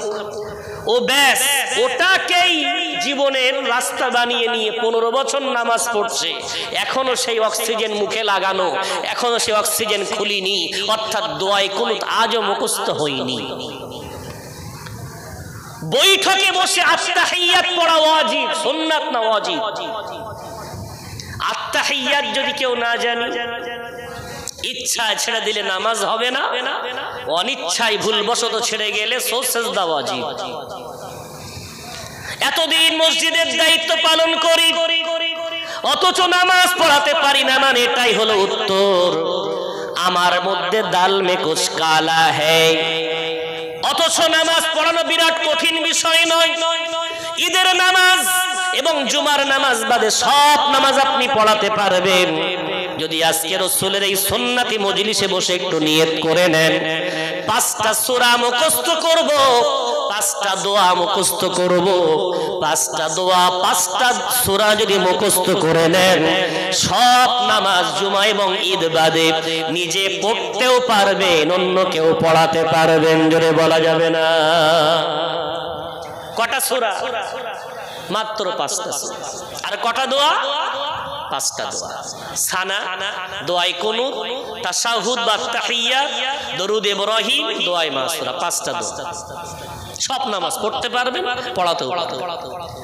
তাহলে আমি যেটা বলছিলাম, খিয়ানত নিজের সাথে করছি, লোক মনে করছে এতদিন মসজিদের দায়িত্বে আছে, ওই লোক কি আবার জানে না? বিশ্বাস করেন, সত্যিই জানে না। অতদিন আলহামদুলিল্লাহ বাইতুল্লাহ জিয়ারত করেছে হাজী সাহেব বলে মানুষ ডাকে, ও লোক কি জানে না? বিশ্বাস করেন কত মানুষ আছেন সত্যি জানে না। তাদের দুঃখটা কোথায়? জানে না নয়, তাদেরকে আমরা জানাইনি, শেখাইনি, শেখানোর রাস্তা আমাদের সমাজে নাই। আমি অনুরোধ করব, আল্লামা হুজুর পালনের নাম নয়, বিশ্বনবী পালনের নাম নয়, বিশ্বনবী মানার নাম, আল্লামা হুজুর মানার নাম। বিশ্বনবীর এই নবী দিবস গুলো পালন করে বিরাট নারায়ে তাকবীর আল্লাহু আকবার না দিয়ে এই নিয়ত কর রাসূলের সুন্নাত নিয়ে আলোচনা হোক। মাথার চুল থেকে নিয়ে পায়ের নখ পর্যন্ত রাসূলের সুন্নাত যেন আমার মাথা থেকে ঝলক দেয়, দেহ দিয়ে ঝলক দেয়। যদি এই সুন্নাতের নিয়তে জলসাগুলো দিতে পারি, ইনশাআল্লাহ কিয়ামতের দিন ওই রাসূলের শাফাআত আমাদের জন্য ওয়াজিব হয়ে যাবে। একটু জোরে বলা যাবে? আল্লাহর ওয়াদা, আল্লাহ গুনাহ মাফ করে দেবেন, আল্লাহ ভালোবাসবেন। কেন? রাসূলের সুন্নাত মানলে আল্লাহ তাকে ভালোবাসে, আল্লাহ নিজেই বলেছে। ভাই আমার, বাবাজি আমার, আলোচনা সমাপ্তির দিকে নিয়ে যেতে চাই। আল্লাহ পাক রব্বুল আলামিন তাই আমাদের কাছে বিশ্বনবীকে পাঠিয়ে বড় দয়া করলেন, অনুকম্পা করলেন, আর বললেন আমার নবীকে পাঠালাম তোমাদের মাঝে কয়েকটা দায়িত্ব দিয়ে। নম্বর 1, ইয়াতলু আলাইহিম আয়াতিহি, তিনি আমি আল্লাহ আমার নিদর্শনাবলী তোমাদেরকে শোনাবেন। ওয়ায়ুযাক্কিহিম, তোমাদের অন্তরগুলো পরিশুদ্ধ করবেন, তোমাদেরকে কোরআন শিক্ষা দেবেন, তোমাদেরকে সুন্নাত শিক্ষা দেবেন। এই কাজগুলো রাসূল করার জন্য ধরার বুকে এসেছিলেন। বিশ্বনবী এই কাজগুলো এত সুন্দর করে পালন করলেন। 40 বছর পর্যন্ত আমার রাসূল চরিত্র গঠন করলেন। 40 বছর থেকে আমার রাসূল 53 বছর মক্কার জীবন, 53 বছর মক্কার জীবনের মধ্যে 13 বছর অর্থাৎ 40 থেকে 53 13 বছর আমার রাসূল কি করলেন? উম্মতকে কোরআন শেখালেন এবং লাস্ট 3 বছর নামাজের তালিম দিলেন। জোরে বলা যাবে না? পড়বেন একটু ইতিহাস। 40 বছর বয়সে ওহী নাজিল হচ্ছে রাসূলের উপর, আর 50 বছর বয়সে রাসূলের মেরাজ হচ্ছে। কত বছর মেরাজ? কত বছর হচ্ছে? 50 বছর বয়সে বিশ্বনবী। তাহলে মেরাজের রাত্রে নামাজ ফরজ হয়েছে, মেরাজের রাত্রে নামাজ ফরজ হয়েছে, আর কোরআন নাযিল হচ্ছে আরো 10 বছর আগে। এই 10 বছর আমার রাসূল কাউকে নামাজের জন্য আহ্বান করেন, নামাজের জন্য ডাকেননি। আমার রাসূল এই 10 বছর মানুষকে ডেকেছেন কালিমা লা ইলাহা ইল্লাল্লাহর জন্য, আর এর পিছনে ডাক দিয়েছেন কোরআনুল কারীম তেলাওয়াত করে করে। যদি বলা যায় 10 বছর রাসূলের জীবনের আমল, বড় আমল কোরআন তেলাওয়াত। একটা সাহাবার নাম বলতে পারবেন না যারা এই রাসূলের এই বয়সে 40 থেকে 50 এর মধ্যে যারা ঈমান এনেছেন, একটা সাহাবা কোরআন জানতেন না এমন সাহাবা খুঁজে পাবেন। ইসলাম তলোয়ারের দ্বারাই প্রচার হয়, ইসলাম বাহুবল জনবলে প্রচার হয়। ইসলাম প্রসার লাভ করেছে এই কোরআন তেলাওয়াতের দ্বারাই। বলবেন কখনো সময় পেলে আমি বলবো এই ব্যাপারে বিস্তারিত আলোচনা। বিশ্বনবী কোরআন তেলাওয়াত করতেন, আর মানুষ কোরআন শুনে বলতেন না মানুষের কথা না, এটা অবশ্যই আল্লাহর কথা। ওই কোরআন শুনে মুগ্ধ হয়ে ঈমান আনতেন, যদি বলা যাবে। অথচ সেই রাসূলের নবী দিবস হবে, আমি যদি বলি ভাই কোরআন জানেন কে কে, পুরুষদের মধ্যে হাত উঠবে না, নারীদের কিছুটা হাত বেশি উঠবে। কেন? পুরুষের তুলনায় মহিলার একটু কোরআন পাঠ বেশি করে, এটা মেনে নিতে হবে আপনাকে। যে কোনো কারণে হোক, কারণটাও আছে, এখন আমি সময় পাবো না ওদিকে যেতে। তবে পুরুষের তুলনায় নারীর একটু কোরআন বেশি পড়ে। কি পড়ে সে আল্লাহ ভালো জানে, ভুল না ঠিক সে তো আমি পড়াচ্ছি জানি, তো আপন জায়গায়। তবে ওরা একটু বেশি পড়ে। পুরুষটা কেন পড়ে? কোরআন পড়া কি কঠিন? কোরআন পড়া কি দুঃসাধ্য কোনো ব্যাপার? অথচ আপনি জানেন না বলে আপনার ভয় লাগে। আমাদের মসজিদগুলোর পশ্চিম দেওয়ালে আলমারি করা আছে, প্রায় সব মসজিদ। আলমারিগুলো কেন করা হয়েছে জানেন? উদ্দেশ্য আমরা জানি না। আমাদেরকে ফোন করে অনেক মশলা জিজ্ঞাসা করে, তো সামনের ওই আলমারিগুলো কেন করা এগুলো একটু দেখার জন্য আপনি কলকাতায়, দিল্লি, মুম্বাই টাউন যাবে, মসজিদগুলো যাবে, গিয়ে দেখবেন ওই আলমারিগুলোতে আমাদের এলাকার মতো খাতাপত্র রাখা নেই। আমাদের এলাকায় ওই আলমারিগুলোতে থাকে খাতা, হিসাবের বিভিন্ন ডকুমেন্টস, অথবা জানাজার কি বলে মুসাল্লা ভাস করে ইত্যাদি করে আলমারি করে রেখে দেওয়া আছে। ওই মসজিদগুলোতে কি আছে? পশ্চিম দিকের আলমারিগুলোতে কোরআন রাখা আছে। নামাজ হয়ে গেছে, সুন্নাত পড়ে 10 মিনিট জামাতের বাকি, তো কি করবে? বসে বসে তো কোরআন পড়ে তেলাওয়াত করছে। আলহামদুলিল্লাহ। আপনি পারেন না, আপনি কি করেন? আমি তো তসবিহ পড়ি। হ্যাঁ, তসবিহ পড়েন, তসবিহ পড়া শরীয়তে নিষেধ না, বিরাট সওয়াবের কাজ। তবে এটা জানেন কোরআনুল কারীমের একটা অক্ষর পড়লে মান ক্বারা হারফাম মিন কিতাবিল্লাহ ফালাহু হাসানাতুন, রাসূল কারীম বলছেন একটা অক্ষর পড়া মাত্রই আল্লাহ তার আমলনামায় 10টা নেকি লিখে দেয়। এটা বলবেন আপনি একটু পড়েন না বাবাজি?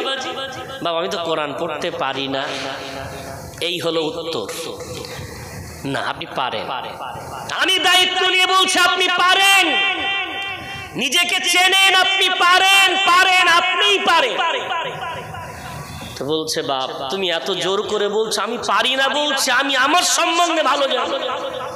আমি বলছি আমি আপনার সম্বন্ধে জানি, আপনি পারেন। কি করে পারি? বাপ আপনি তো নামাজ পড়েন। বলে হ্যাঁ। তো নামাজে কি আপনি সূরা ফাতিহা পড়েন না? ভুল হোক আর ঠিক হোক পড়েন তো? হুজুর পড়ি, যা হোক করে।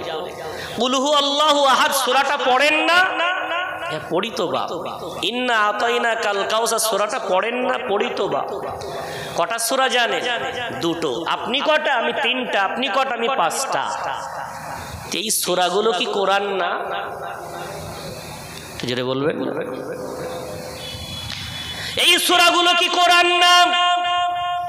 আপনি কি জানেন সূরা ফাতিহা তো দামি কোরআন, আল্লাহ পাক রব্বুল আলামিনের তরফ থেকে নাজিল হতো দামি সূরা। এই সূরাটার নাম হলো উম্মুল কোরআন। এই সূরাটাই হলো কোরআনের মা, জোরে বলা যাবে না। এই সূরাটা হলো সূরাতুদ দুআ।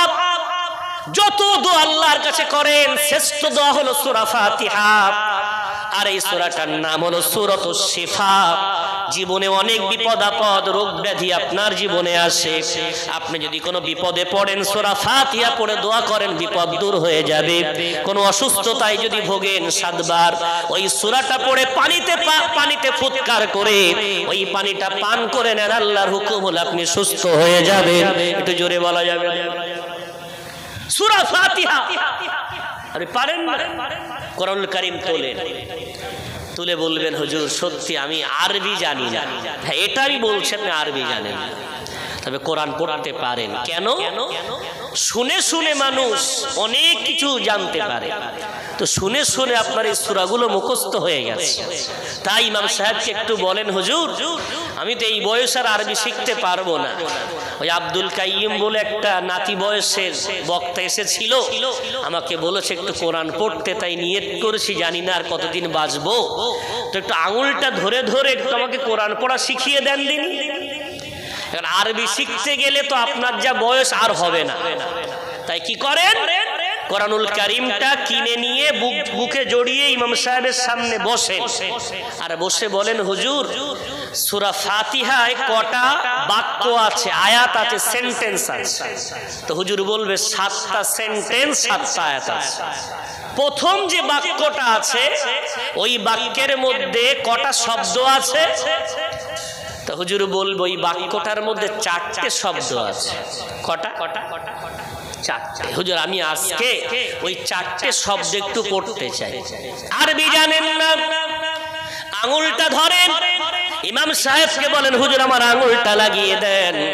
কোরআনুল কারীমের প্রথম পৃষ্ঠা খোলা হয়েছে, আঙুল দেন। আলহামদু আলহামদু আলহামদু, কোনো টান নেই, স্পষ্টভাবে বারবার বলেন আলহামদু আলহামদু। দ্বিতীয় শব্দ লিল্লাহি লিল্লাহি লিল্লাহি, 1 বার 2 বার 3 বার 5 বার যতক্ষণ না পড়তে পারেন ততক্ষণ বলেন।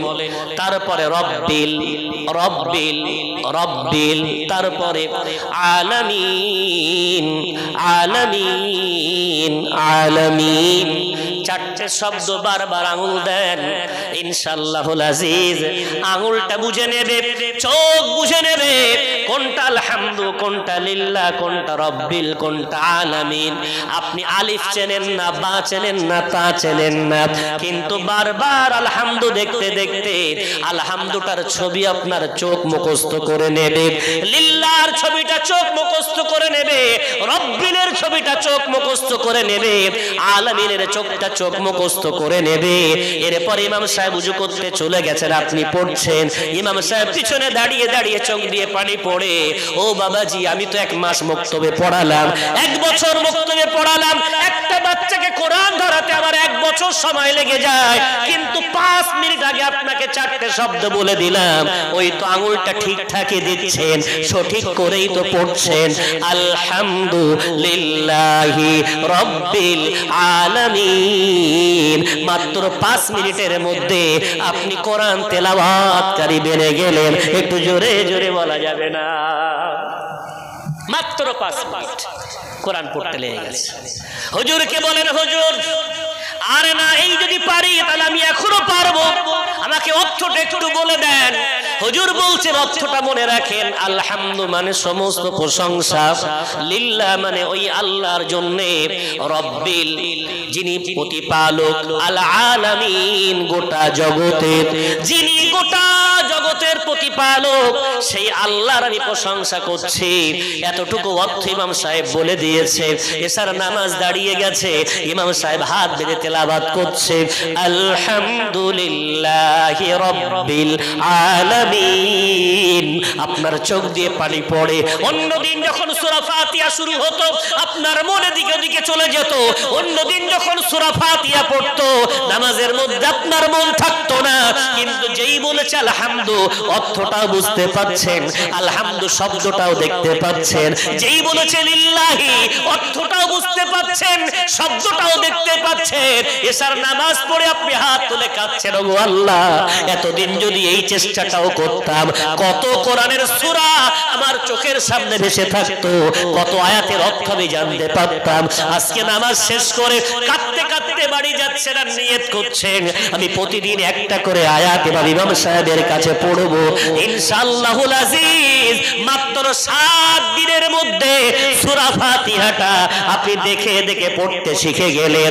ও বাবাজি, এতদিন আগে না বলতেন আমি কোরআন পড়তে পারি না, আপনি আরবি জানেন না, আরবি পড়তে আপনার ভয় লাগে, দুঃখ নাই, চিন্তা করার দরকার নাই, আরবি না শিখেও কোরআন পড়া যায়। একটু কোরআন খুলে বারবার চেষ্টা করলে ওই কোরআনটা আল্লাহ আপনাকে পড়া সহজ করে দেবেন, জোরে জোরে বলা যাবে না।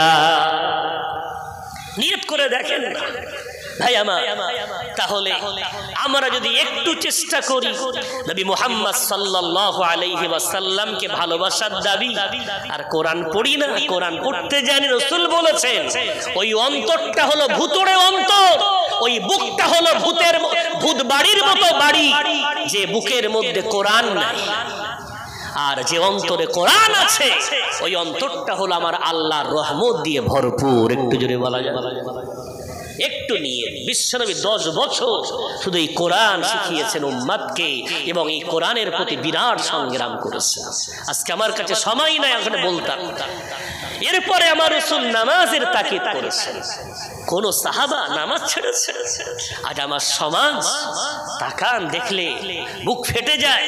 মসজিদে চাঁদা দেবে, টাইলস লাগবে, যান গ্রামে চাঁদা দেওয়ার লোকের অভাব, মা বোনেরা দেবে, বাবাজিরা দেবে, ভাইয়েরা দেবে, দোতলা বানাবেন, পাথর লাগবে, সিমেন্ট লাগবে, রড লাগবে। আমার জাতির আলহামদুলিল্লাহ এদের পয়সা দিতে দ্বিধা নাই।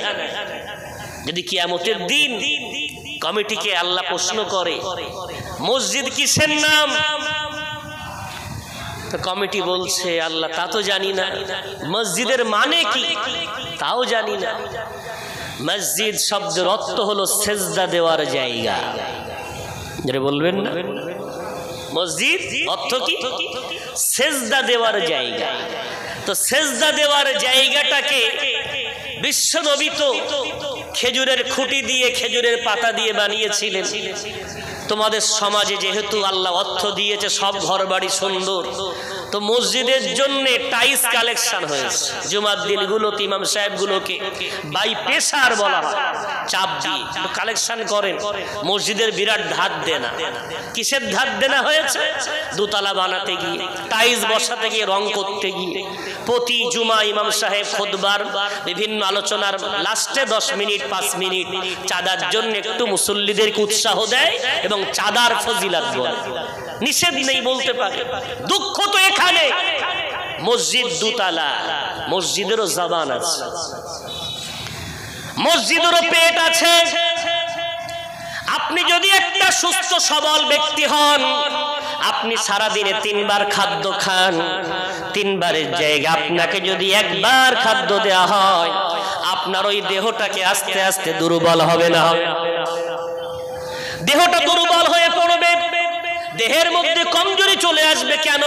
ঠিক মতো খোরাক দেওয়া হয়নি। ভাই আমার, মসজিদটা ছিল 1 তালা, এখন মসজিদকে বানিয়েছে 2 তালা।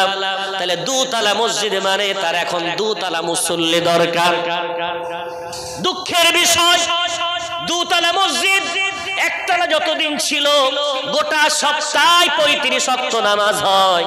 1 তালা থাকাকালীন 1 কাতার মুসল্লি হতো, 2 তালা হওয়ার পরও 1 কাতার মুসল্লি হয়। জুমার দিন ছাড়া ওই দ্বিতীয় তালাটা কোনো কাজে আসে না। জুমার দিন ছাড়া দ্বিতীয় তালাটা কোনো কাজে আসে না। ইঁদুর বেড়ায়, বিড়াল বেড়ায়, পাখিরা বাসা বাঁধে, নোংরা আবর্জনা জুমার দিন একটু কাজে লাগে। মসজিদ 2 তালা। কমিটিকে আল্লাহ যদি বলে, ও কমিটি প্লাস ইমাম এদিকে, মসজিদে 4 সপ্তাহ 1 মাস হতো, তো মসজিদ তো খুব ভালো বানিয়েছো, সবের আশায় মুসল্লিদের কাছে খুব টাকা তুলেছ, তো টাকা নেওয়ার সময় বলেছিলে টাকাও দিতে হবে, মসজিদে আশাও লাগবে, রড কালেকশন করেছো, টাইলস কালেকশন করেছো, পাথর কালেকশন করেছো, বালি কালেকশন করেছো, সিমেন্ট কালেকশন করেছো, মসজিদের জন্য মুসল্লি কালেকশন করেছো। কোরআনে শুনেছেন মসজিদে মুসল্লি কালেকশন হয়? মুসল্লি কমে যাচ্ছে।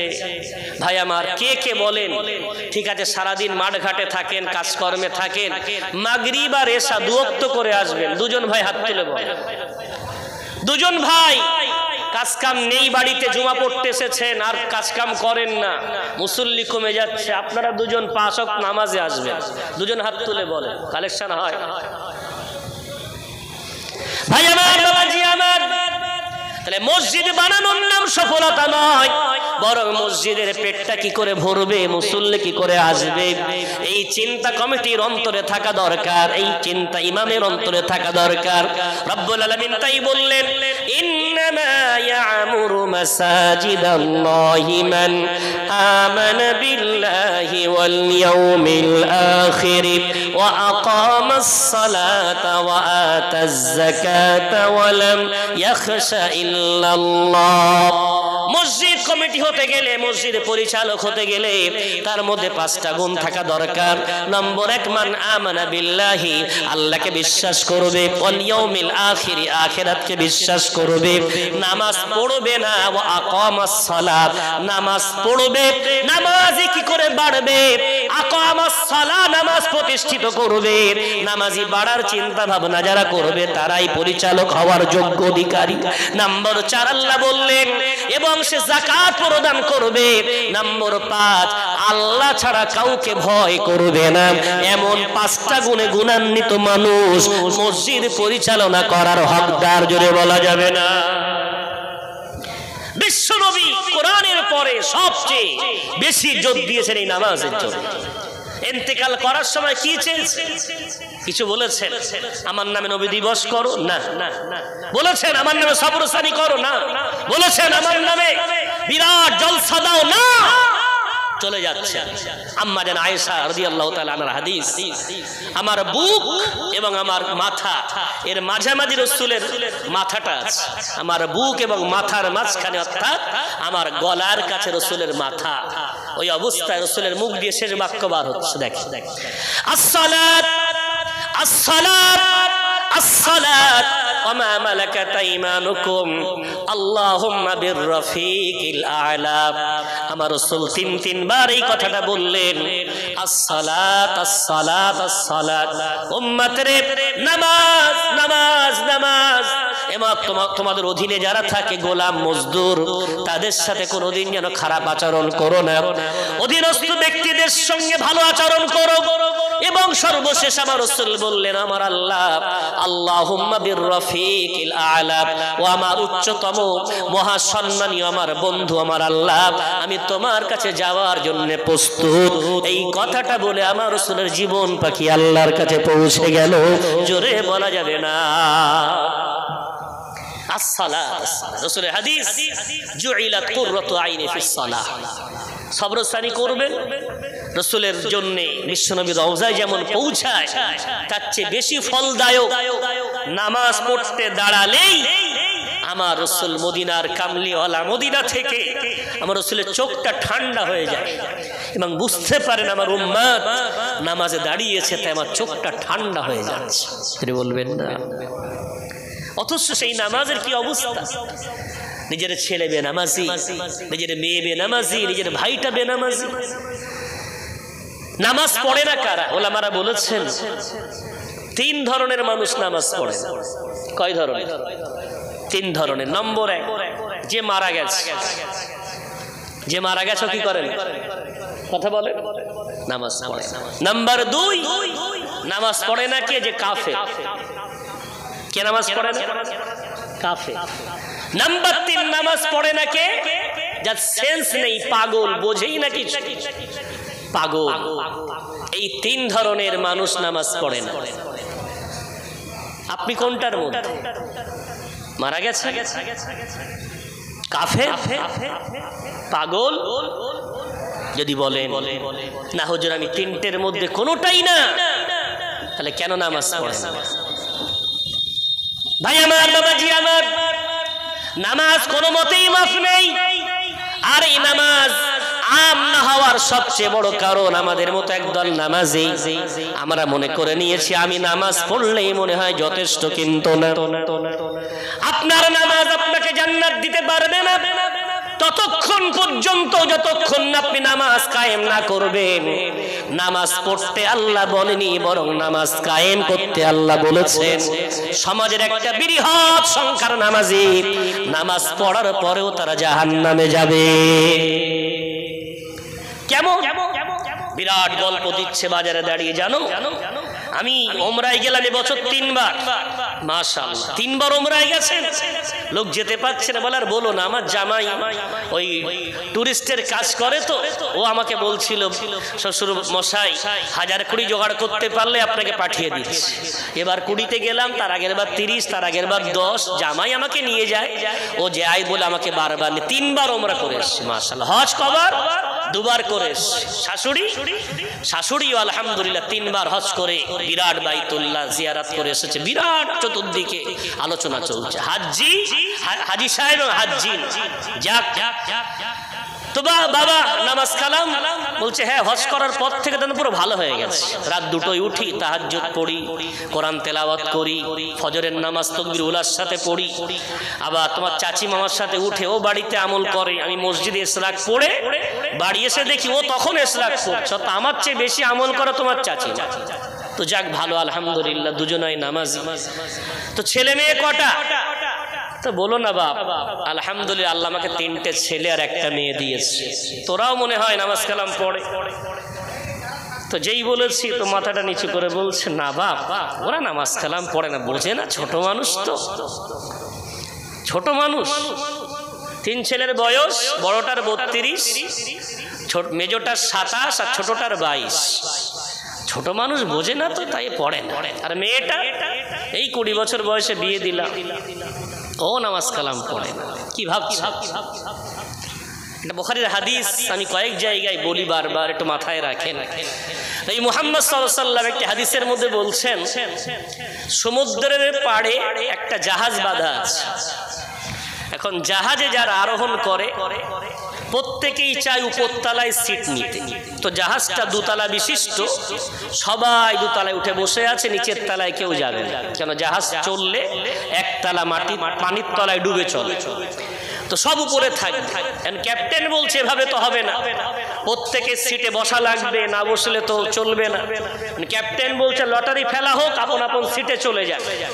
এখন লটারি ফেলে আপন আপন সিটে সব গেছে, নিচের তলার যাত্রী নিচের তলায় বসেছে, উপর তলা। হুজুর এসে তাকবীর দেন, নারায়ে তাকবীর। তো জোরে হবে না, নারায়ে তাকবীর। সিলসিলায়ে হক মুজাদ্দিদে জামান জোরে বলেন না জিন্দাবাদ। সিলসিলায়ে হক মুজাদ্দিদে জামান জোরে বলেন না জিন্দাবাদ। নারায়ে তাকবীর। আলহামদুলিল্লাহ আজকের জলসার মধ্যমণি অনেক দূর থেকে এসেছে। আপনারা নিশ্চয়ই জানেন পীরনগর দরবারের উজ্জ্বল নক্ষত্ররাজি হযরত হরিণখলা দরবারে আলহামদুলিল্লাহ আমার ভাইজান আজকের জলসা। আসসালামু আলাইকুম। অনেক দূর থেকে এসেছেন হযরত আলহাজ মাওলানা মুহিবুল্লাহ হুসাইনি দামাত বারাকাতুহুল আলিয়া। দামি আলোচনা রাখবেন ইনশাআল্লাহ। যারা দাঁড়িয়ে আছেন ভিতরে অনেক জায়গা আছে, একটু বসার চেষ্টা করেন। আমি যেহেতু হাদিস বলে একটুখানি ক্ষমা চেয়ে নিচ্ছি, এই কথাটা শেষ করি। তো বিশ্ব নবীর এই হাদিস অনুযায়ী ক্যাপ্টেন লটারি ফেলে সব যাত্রীদেরকে আপন আপন সিটে বসিয়ে দিয়েছে, জাহাজ চলা শুরু করেছে। এখন নিচের তলার যাত্রীরা পানি আনার জন্য উপর তলায় যাচ্ছে। এখন পানি আনতে গেলে স্বাভাবিক জাহাজ একটু টাল খেলে পানি অন্যের গায়ে পড়বে। উপরের তলার যাত্রীর ডিস্টার্ব হচ্ছে, তোরা খুব রাগ করে বলছে তোমরা এত ডিস্টার্ব কেন করো, বারবার পানি নিতে আসছো। এদের খুব মনে কষ্ট হয়েছে, ওরা দুঃখে বলছে নিচে ইউনিয়ন করেছে পানি নিতে, উপরে আর যাবে না, তাহলে পানি পান করবে কি করে?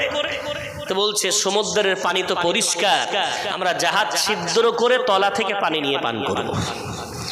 বিশ্বনবী বলছেন এখন ওরা নিচের তলায় জাহাজ ছিদ্র করতে লেগে গেছে, উপরের তলার যাত্রীরা দেখছে যে জাহাজ ছিদ্র হচ্ছে, কিন্তু ওরা বাধা দিচ্ছে না, বলছে যাক ওরা পান করুক, অন্তত আমাদের তো ডিস্টার্ব করবে না। এখন বলেন, রাসূল কারীম সাহাবাদেরকে প্রশ্ন করছেন, যদি এই জাহাজ ছিদ্র হতে বাধা না দেওয়া হয়, তাহলে জাহাজটা যদি তলিয়ে যায়, নিচের তলার যাত্রীরাই তলাবেন, উপরটাও তলাবে? কথা বলে, উপরটাও তলাবে। এটা যদি বুঝতে পারেন, এটাই হলো সার অর্থ।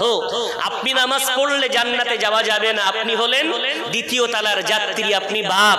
মা নামাজ পড়লে জান্নাতে যাবে না, মা দ্বিতীয় তলার যাত্রী।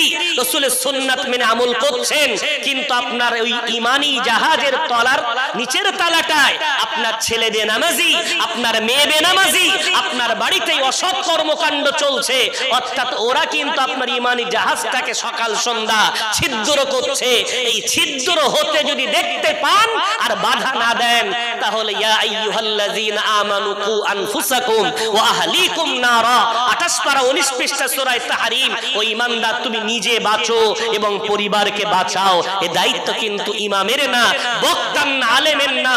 প্রত্যেক পরিবারের যিনি নেতা, তিনি বাপ হতে পারেন, দাদা হতে পারেন, নিজের বাড়ির যিনি বড় মেম্বার, তিনি হলেন এই আয়াতের মূল কারণ। সুতরাং এই আয়াত অনুযায়ী নিজে বাঁচতে হবে, অধীনস্থ যারা তাদেরকে বাঁচানোর দায়িত্ব আপনার। আপনার ঈমানি জাহাজ যদি ছিদ্র হয় আর দেখতে থাকেন, তাহলে আপনার হজ সহ এই জাহাজ জাহান্নামে তলিয়ে যাবে। রব্বুল আলামিন এই দুটো সিফাতকে দামি সিফাত বানিয়েছেন।